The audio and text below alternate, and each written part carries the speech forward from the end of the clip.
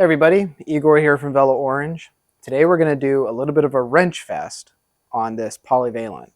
This is going to be going to Claire. She's a local from Baltimore, and she's going to be using this for a bunch of bikepacking trips, some races, and a bunch of gravel rides. So let's get this going. I've got my go-go juice, so let's get this thing built. All right, let's see. Where will you go? Right here. Right here is good. What we need to do is get this headset out. We're going to swap it for a silver one. So let's get that going first. Oops. Butterfingers over here.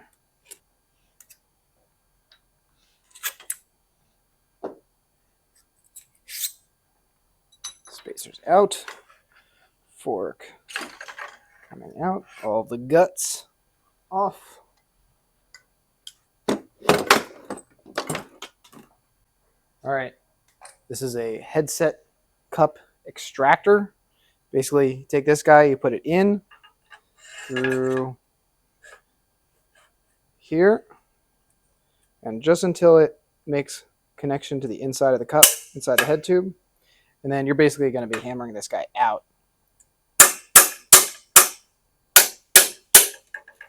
Now this is the fun part, the upper one.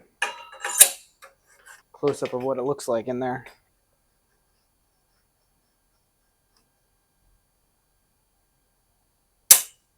That's stuck. Okay, now. All right, it's coming out. But here's the trick. You got to catch it. Hey, look at that. First try. All right, now we're going to lube it up. Put our headset cups in. Honestly, get a brush. Get a brush if you're going to be working in the shop a bunch. It makes it so easy. See, I like to line it up. Some people like it forwards and backwards. I like it off to the side.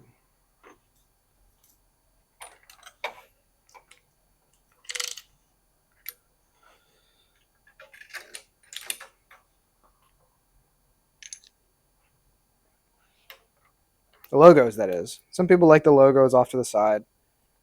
Some people like them forwards and backwards. I'm one of those people that likes it off to the side.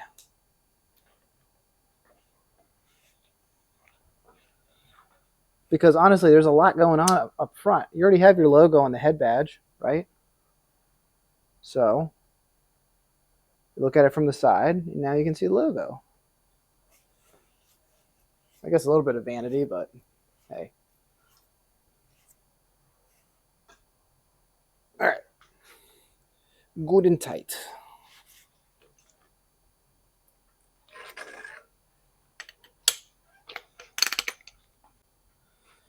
All right.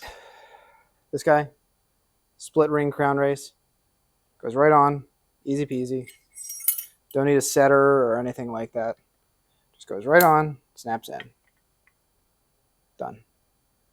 Got your bearing, lower bearing, in.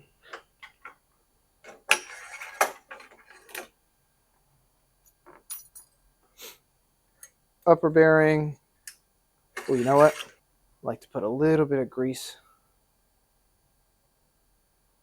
into here, into where the bearings are going to live. Compression ring. Very, very, very thin spacer. Shim, bearing cover.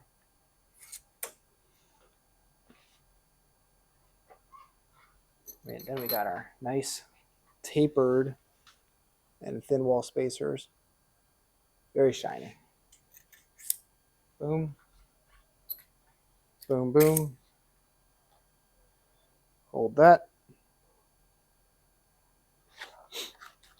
I know some people here are getting stressed out, but I know it's not going to go anywhere. Because there's nothing holding this fork together right now besides just the tension on the O-rings. All right, stem. And then I'm going to put another spacer right on top. Cap.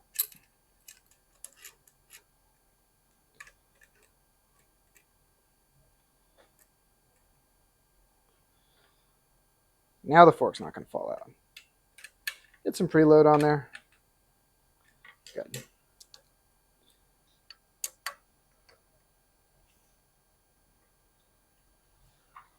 All right. Fork officially on. All right, let's go over some of the things that we got. So, some nice solid DT Swiss wheels. Thunderbird 2.1 inch. Slightly knobby tires. These are really nice, honestly. If I were to spec a bikepacking bike for myself that wasn't like a PLA style, then I would use these. These are great. It's going to be a bunch of Dior. What is this? A double in 2023? Yep. Let's see, some Dior 2x11 shifters. Now with these, you need these silly little problem solvers mounts. I'm not entirely sure why you have to do this, but I mounted one on. A front derailleur. Need some shims for that guy. Bottom bracket, crankset, crazy bars. Can't get the whole thing in the frame, but crazy bars.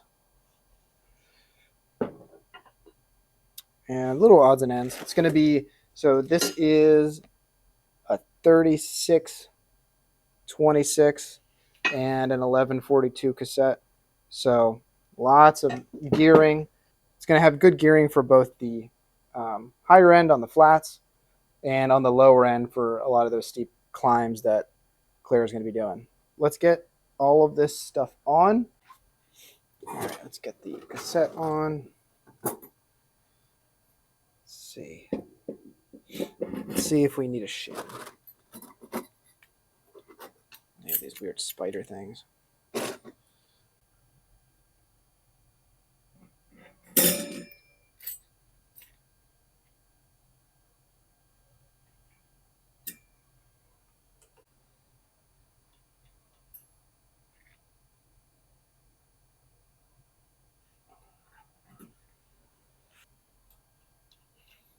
The worst thing is that you go through all of this and then you try to put on a lock ring and then you find out, oh, you got to put a shim on the back. Because things are 8, 9, 10 compatible, sometimes without a shim, sometimes with a shim. This one looks like you might not need a shim. Well, let's find out.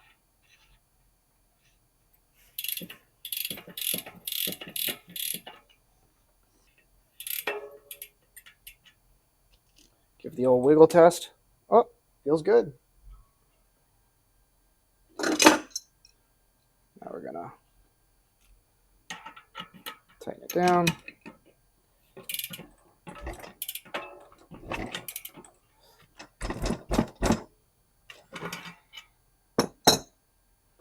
Okay, feels good to me.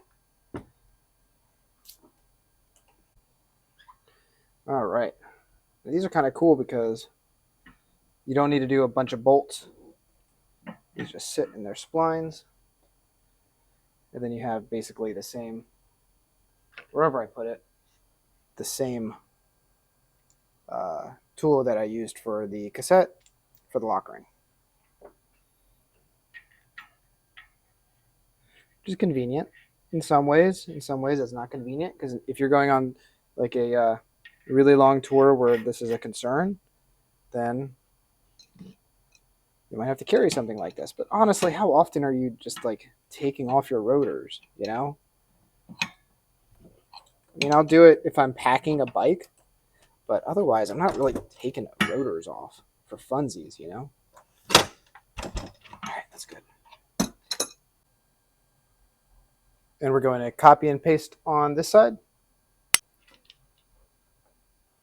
Remember to always grease your through axles. Be surprised how many I've read about online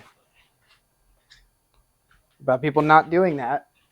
And then lo and behold, their through axles are stuck in the frame.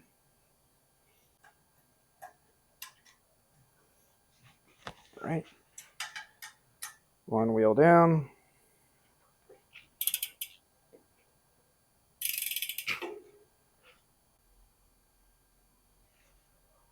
All right. And front wheel going in.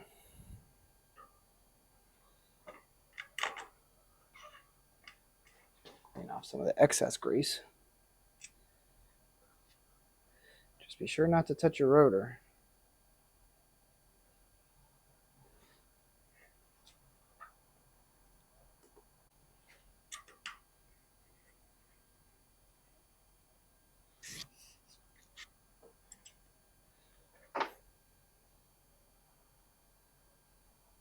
All right, we'll have to do a little bit of adjustment on that one. All right, so this is the crankset we're using, Shimano Dior, 2-piece Hollowtech. Now this technically is a mountain bike crankset and should be really ideally used for a 73 millimeter bottom bracket shell, which is like the PLA and a lot of other mountain bikes. But we're going to use it on this bike because it gives us the proper low gearing that we want. This is how it works. Basically, this is connected to the drive side arm. This spindle is connected to the drive side arm. It goes through the bottom bracket, through your through the shell, comes out the other side, and then this is splined in such a way that it gets secured. Now, if you're using just a 73 millimeter bottom bracket shell, you only have to use one shim. Comes with 3 of them. You only need to use one shim. But since this is going on a 68, use one shim on the non-drive side and 2 on the drive side. So that should do it. Some assembly grease.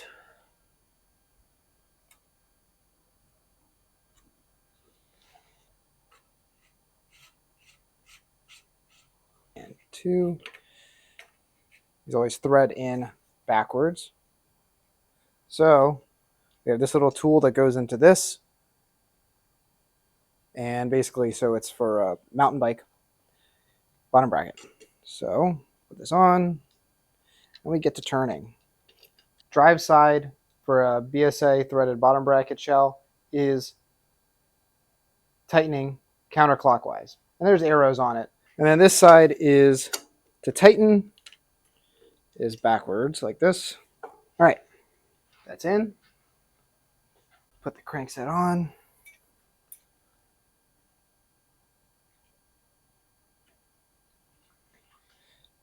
Sometimes you got to give it a little bit of persuasion.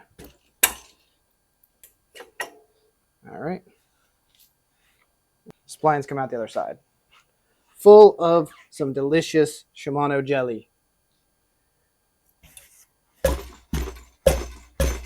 Now, I don't know how or what Shimano uses for this assembly jelly, but, and I don't know if the camera's picking it up, but it is like neon green. It's always been like that, and it's such a cool color. It's very rad. So this is a plastic preload cap that I just put in, and this side of your tool tightens it up.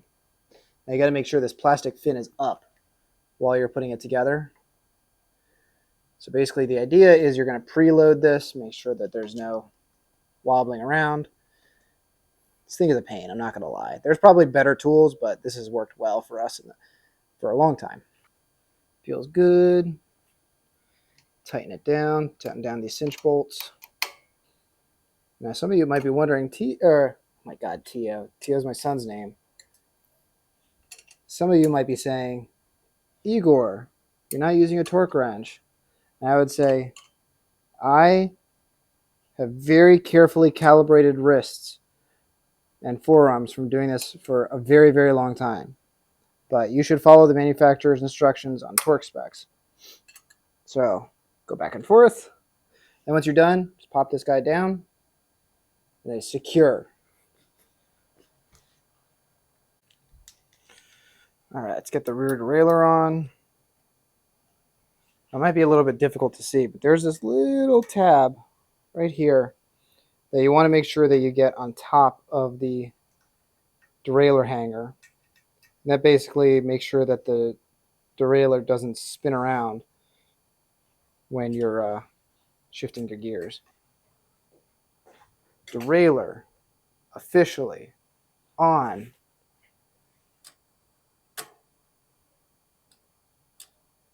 Oh. What this has is a clutch.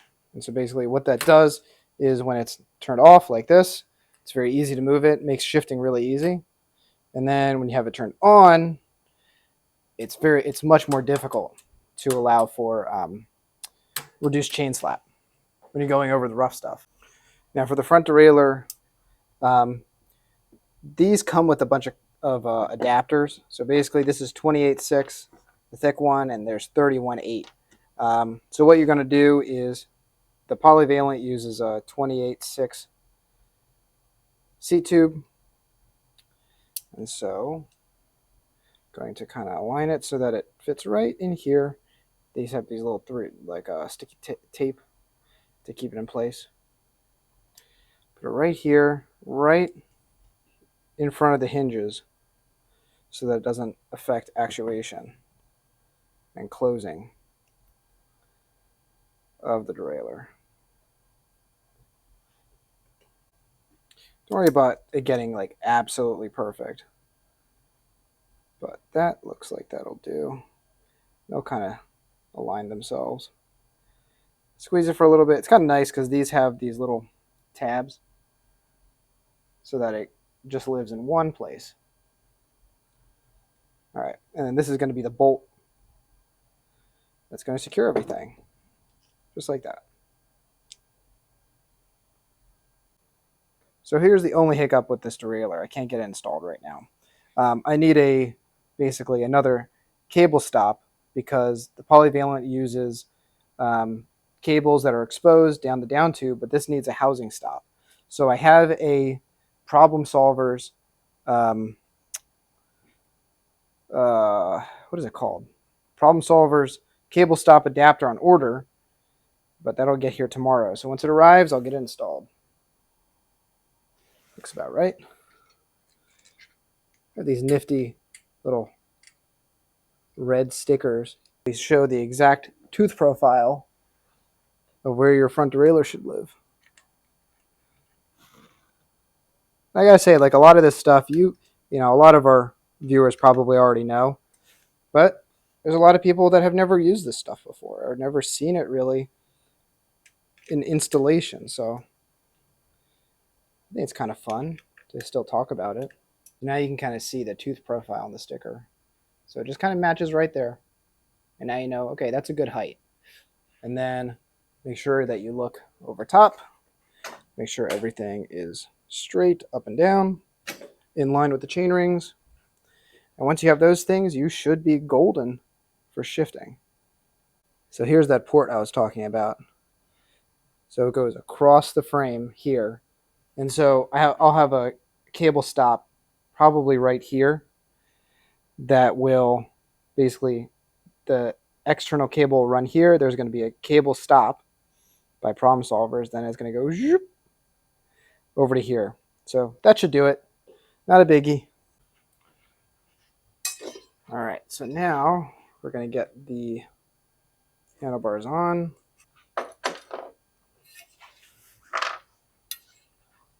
All right, so what do you think? Pretty cool, right? Yeah. The answer is yeah, it's cool.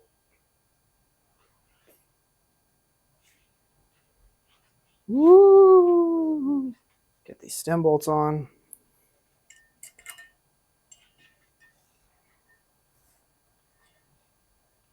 We're going to slide on the shift levers, make sure they're not backwards. And then we're going to put on the brake levers.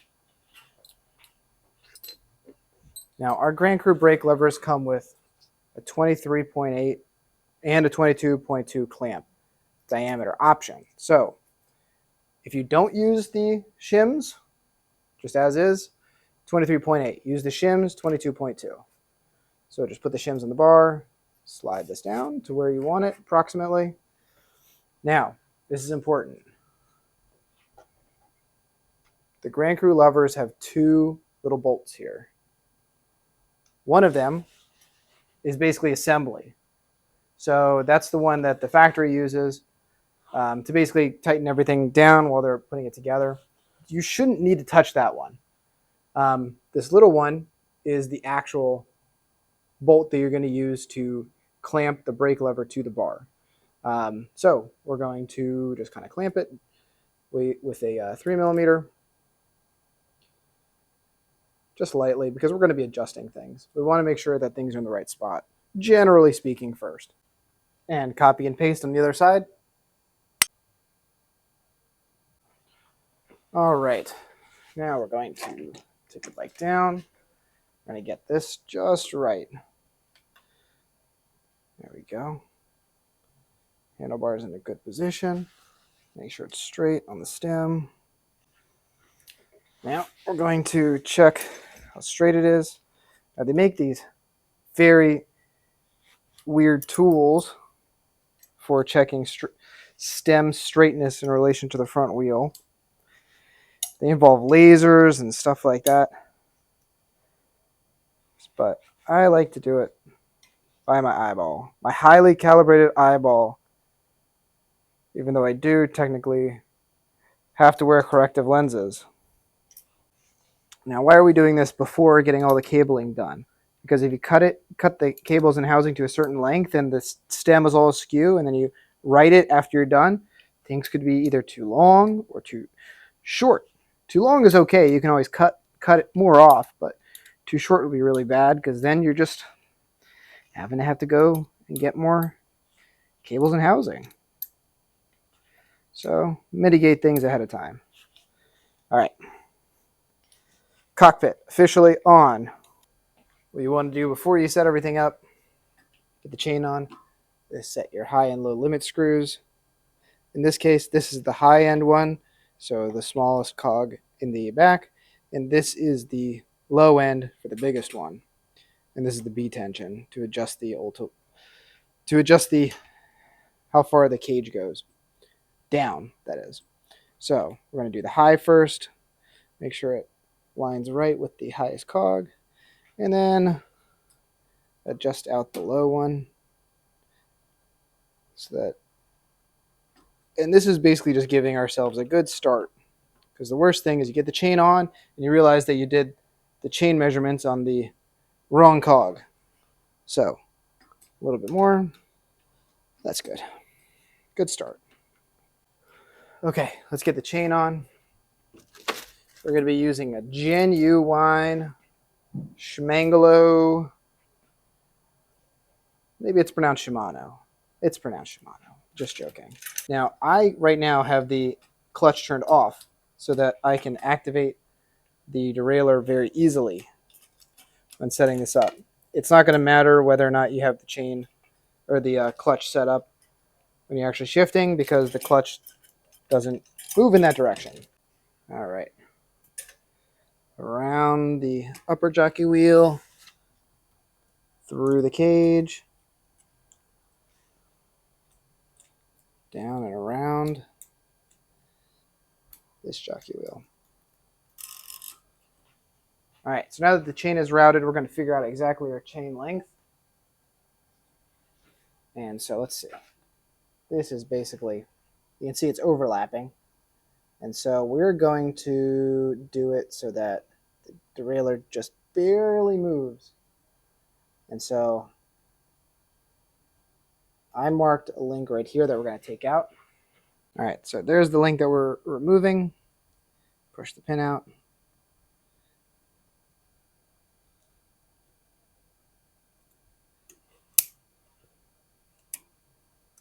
And see, kind of can see it, maybe.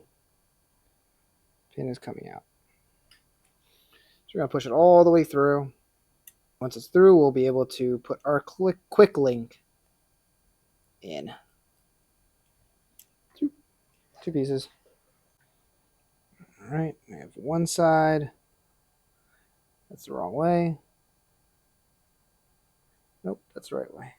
One side and other side.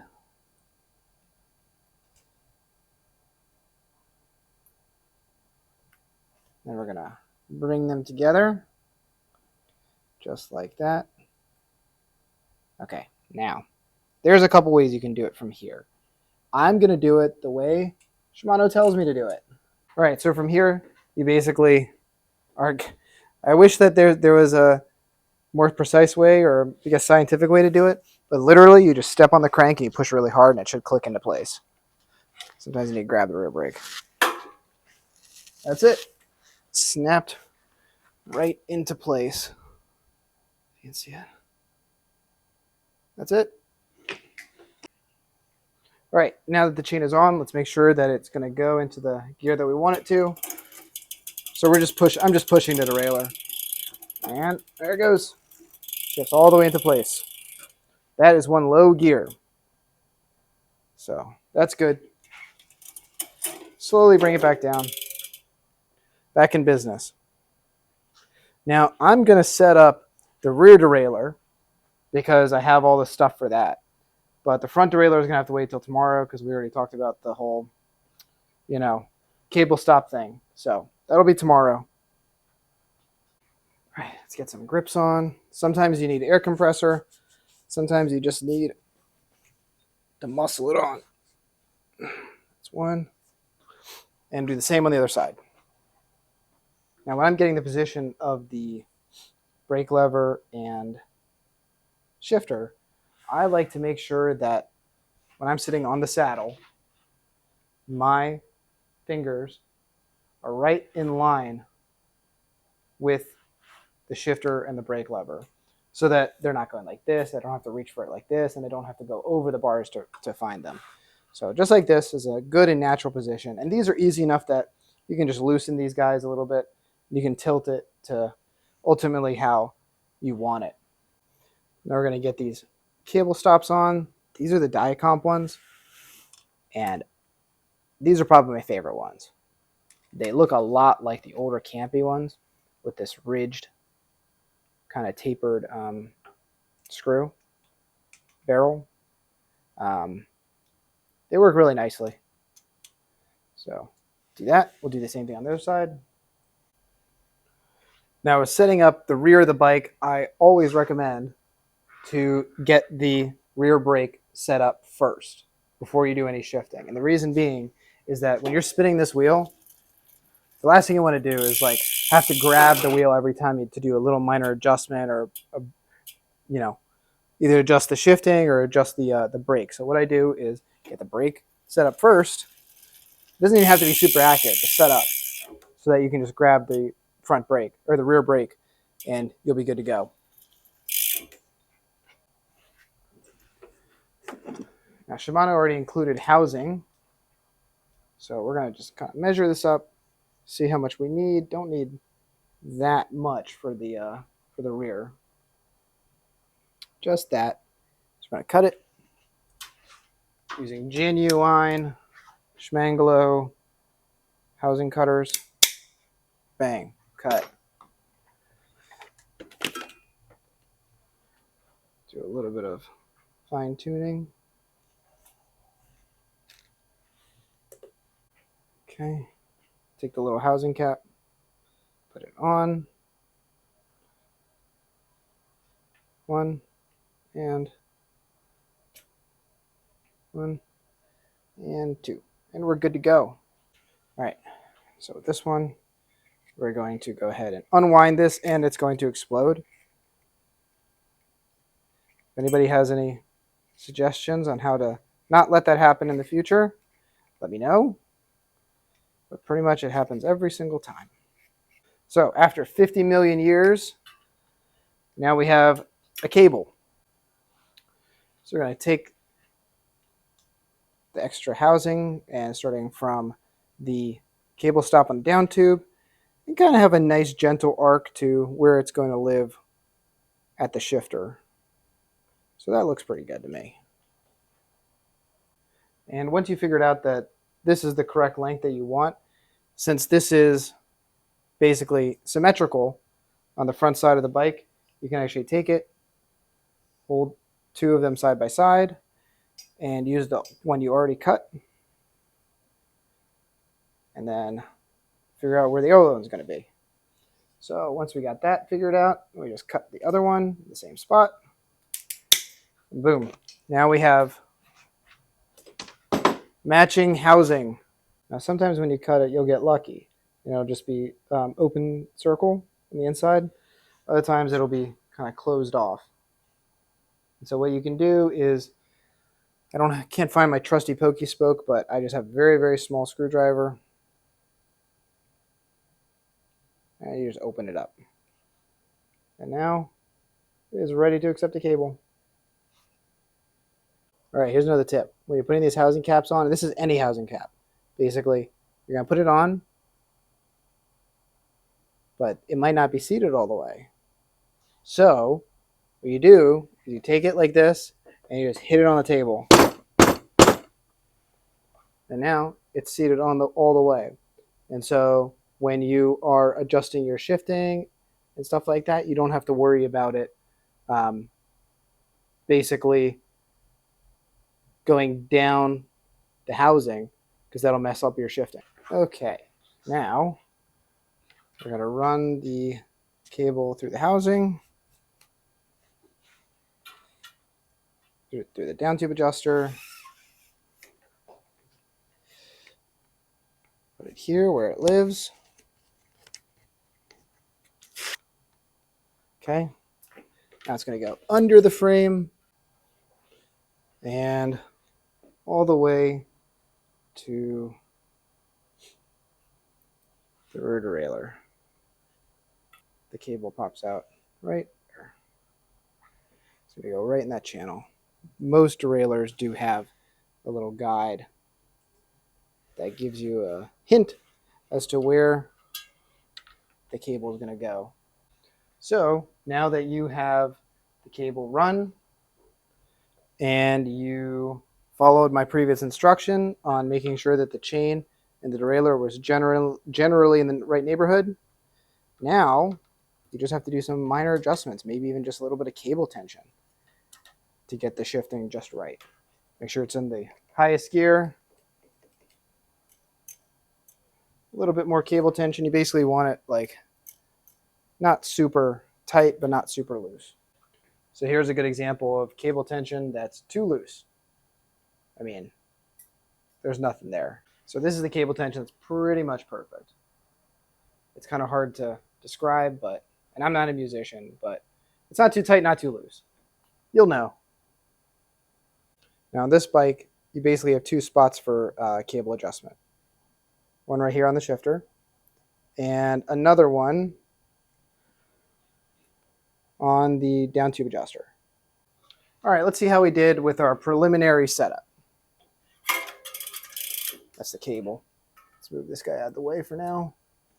Now I went ahead and already cut the cable and crimped it, because basically I was spinning it and the cable is just getting wound up in the wheel. So we're generally in the right neighborhood of cable tension, so minor tweaks here and there for ultimately the final cable tension we're going to use. So let's see how it goes.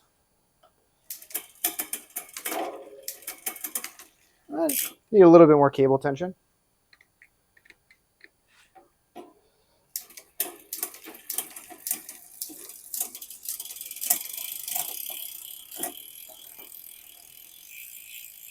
Look at that. It's pretty good. All right, did a couple of adjustments here and there, and now it's shifting really smoothly. Boom. Shift in any gear you want and it goes in. Look at that. Cross chaining, no problem. All right, so the rear is good to go. The front brake needs to be adjusted.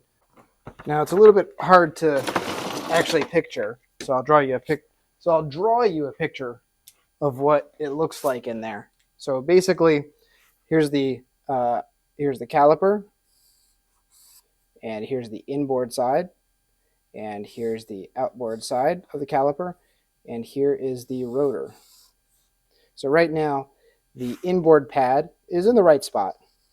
It's kind of like that. Now the outboard pad was way too far in. It was just rubbing right here. So this screw on this side is a little 3mm. It controls the position of the pad in and out, and same with this side. There's another 3mm screw on this side that controls its position. So right now it was here, and so I'm going to unscrew it a little bit, and then it's going to sit right here, right in the middle, happy. So luckily we have white colored floor here, but if you have darker floors and you want to see through the rotor to make sure it's in the right position, just open up just the color white on your phone and put it on the ground, and then you can kind of see relative to the rotor where the actual pad position is. And so now I've adjusted the pad sufficiently, so let's give it a listen.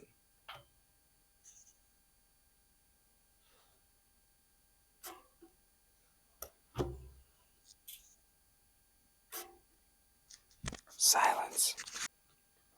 All right, so pretty much this is where I'm going to leave it off today. We got the rear shifting done, the rear brake, wheels on, handlebars on, and the front brake adjusted. So tomorrow when the new part comes, we'll get the front shifting completed, as well as we got to do something about bar tape here. I'll mull it over tonight because I want to wrap down the horns and maybe down to here, or maybe just to like here or something. We'll take that into consideration. Alrighty. See you tomorrow. Okay. So the little piece came in. I got it installed. So this is kind of what it looks like. So you can see here. One of the things you got to make sure is that you run the cable from right in between so that you don't have to worry about the cable rubbing on the piece. And so basically the cable comes in here, and then you have a housing stop, and then from here it goes right to the derailleur. So that should be fine. You know, it's those kind of little tricks that you learn about and figure out just through experience, trial and error over time. And honestly, you know, a shop is an invaluable source for those sort of tips and tricks. All right, this is going to go in. This is going to go into down to the cable stop. Let's feed the cable through. Let me know if it comes out. Oh, there it is. I was a little bit worried that there was going to be too much friction, but it feels fine. Okay. So I've already adjusted the lower limit screw for this derailleur, so it's in a good position. So let's get the tension up, and then we'll have to adjust the high limit screw for the high gear, I guess. Let's get that tight. And one thing I've noticed is that manufacturers recently have gotten much better about actually labeling which is a high screw, which one's a low screw. So there's an H that says high, and there's an L on the other side, kind of hard to see, but it says low. And then the same thing on the rear derailleur.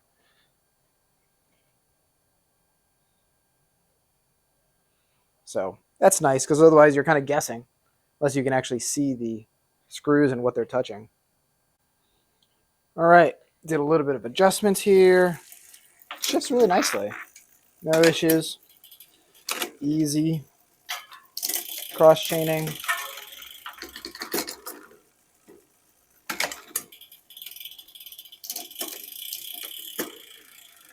Here's another tip that when you're cutting a cable, you want to hold it.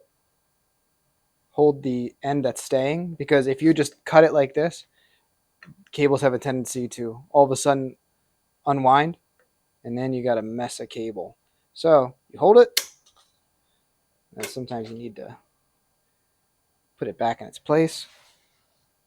Cable crimp. Boom. And what a lot of people will do is they have their own personal cable. This is something I remember doing in the shop back in college. But you have your own signature cable crimp. And that actually does two things. Number one, it keeps the cable secure. And if you're in a shop environment, you can tell who the last person that touched the bike was, if they did something wrong or if they did something right. So that's mine, 2 little lines. You get some pedals on now. So these are the half platform, half clipless ones from Look. These are kind of neat. Dig them. All right. Pedal washer. And these use an 8mm on the backside. Now I know there are some people that are like, we don't need pedal washers. Well, I'm a big proponent of pedal washers. I've seen enough pedals get stuck over the years. And copy and paste on the other side. Now, one thing we're doing is opting for a camper rear rack. So even though she's going bike packing, there are a lot of times that having a rear rack is really convenient as opposed to just strapping a whole bunch of bags to your bike. So something like this, she can put panniers onto her bike, and if she's just commuting, she can just take them off really quickly and put them on really quickly, as opposed to a true bike packing setup where you have frame bags and things strapped to your bike. It's really inconvenient to try to take things off quickly, at least. So let's get this assembled. These go through here, and then this is basically going to be sandwiched like this on the actual strut. They go through here on the inside, washer, and a nut. Put a little dab of grease on it, and a nut. It's going to hang there, and then same thing on the other side. Now I'm not going to tighten it down yet because depending on how it actually sits on the frame, we might have to, because these are actually, if you look closely, these are actually offset a little bit like this. So if you look, these are actually offset a little bit. So you have a little bit of wiggle room for if you want to mount it on either side, depending on how the rack actually sits on your bike. So let's get these on. So we'll do that. We'll get the bottom part on the bike. And then we'll get these guys on, and then we'll see how it sits. So this is lightly on. Let's get the rack on the bike. Depending on the width, sometimes you need to give them a little bit of either a push out or a squeeze. So these are some pretty hefty, what they call dog bone braze-on mounts. Get this on the other side. Now, if you notice, there's actually 2 mounts. So one is for a rack, top one, and the other one is for fenders.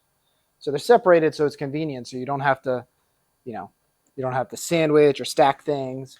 So that's convenient. All right, let's get these top mounts on. So we'll use the platform and the top tube as a kind of level for each other, generally speaking. So we'll kind of have it like this, like that. That looks good. Does that look good? Does that look good? I think it looks good. So the idea with the camper rack is that when you have things loaded up, especially with heavier panniers, you actually have them lower, which is better for balance. And then you also have this really long rail, so you can actually push them back further as well. So you don't have to worry about heel strike. And then, since they're sitting here, the top of the pannier usually sits around here, maybe, a centimeter below the top platform. Now you have a platform on top that you can use to strap your tent down or put another bundle or a dry bag right on top without having to have things on the same level. And then ultimately with this mount, this is a slot, so you can actually move it up or down so that, well, for one, you have a little bit extra reach if you have to go higher, but also you have a nice ability to really dial in this angle on the strut, so you can make it look nice. So now we're going to bring the bike down and get that rear rack dialed in nice and level, because nothing is worse than an uneven rear rack. Oh, it's pretty good from the start. Got to get on my level. So that looks pretty good. Push it back a hair. Looks good. Does that look good? I think it's good. Right side, then left side to match. That's it. Tighten down the hardware. Rear rack officially on. All right, now for how we're going to wrap the crazy bars. Do you want to take any guesses as to what color we decided to do? I'll give you a hint. It's black. It's a black rubbery tape. Now, the nice thing about it is that it's very thick. You can see it already comes with a bar plug. It has this nice texture on it. This in brown is our best-selling tape. That and Splash. Go figure. This is what Splash looks like, in case you're wondering. It's this. All right, let's talk strategy for wrapping these. I'm going to start here. I'm going to do one little pass through here and come back, and then go all the way to basically here. And what that will allow is, if Claire wants to put a bag here or put an accessory here, it's not going to be wrapped all the way to the end. So that gives it a little bit more room for activities. All right, so let's get started. I'll admit, I'm not a wrapper. I'm not the best handlebar wrapper, but I think I do a pretty decent job most of the time, enough that it doesn't bother me. So pull it nice and tight. I really like this rubbery stuff. It's nice and easy. It's thick, but it's still really easy to work with. Okay, so go under. Get the rest of this off. Then we'll go over.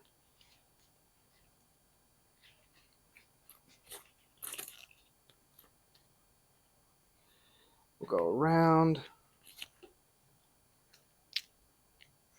Do one this way.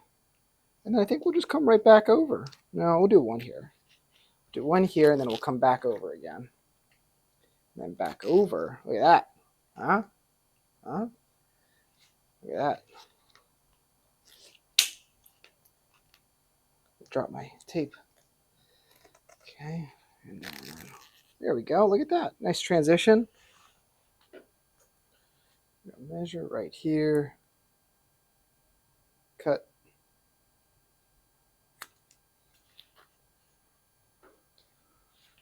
Go an angle this way so it's nice and flush.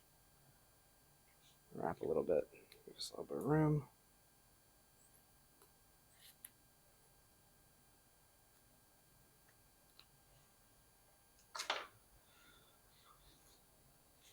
Round and around.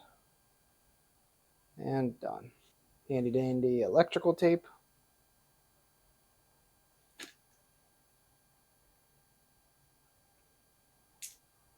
But I think that's pretty good. I'd be happy with it. Shouldn't go anywhere.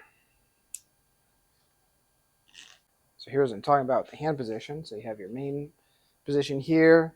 You can hang out here too. And then if you want to go actually on the horns, put your hand here. Chilling. Arrow, you know. So I think it's pretty good. And the piece de resistance. Bar plug. That's it. And copy and paste on the other side.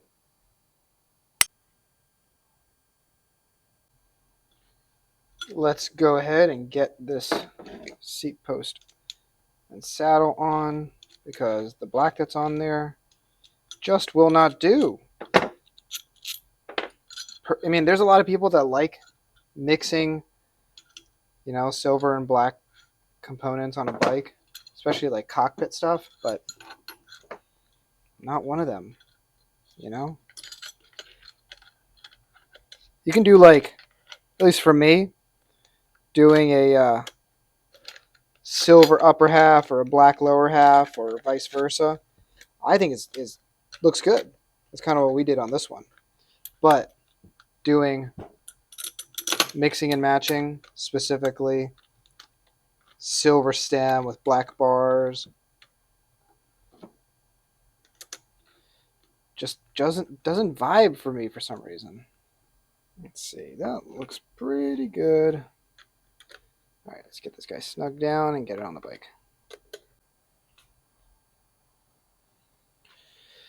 All right, out with the old. Sure you grease. Don't forget.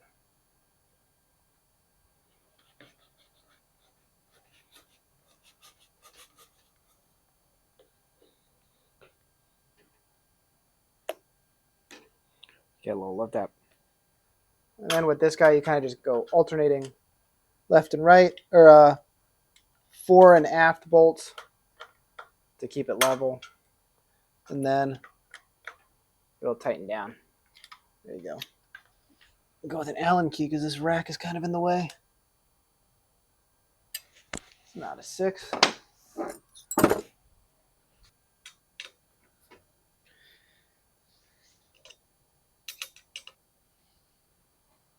Give it a little bit of a wipe down with your carpet fiber towel. All right, so bike is assembled. Everything's dialed in. Bars are taped. Pedals on. Only one thing left to do, and is let's go take it for a spin. Almost forgot you. Woo! Sure the shifting works. That feels good. Little bump. All right. Right. So that about ends this video. I hope you enjoyed it. I think the bike turned out really nice. I can't wait to see where she takes it. So we'll catch you on the next episode. Happy riding out there.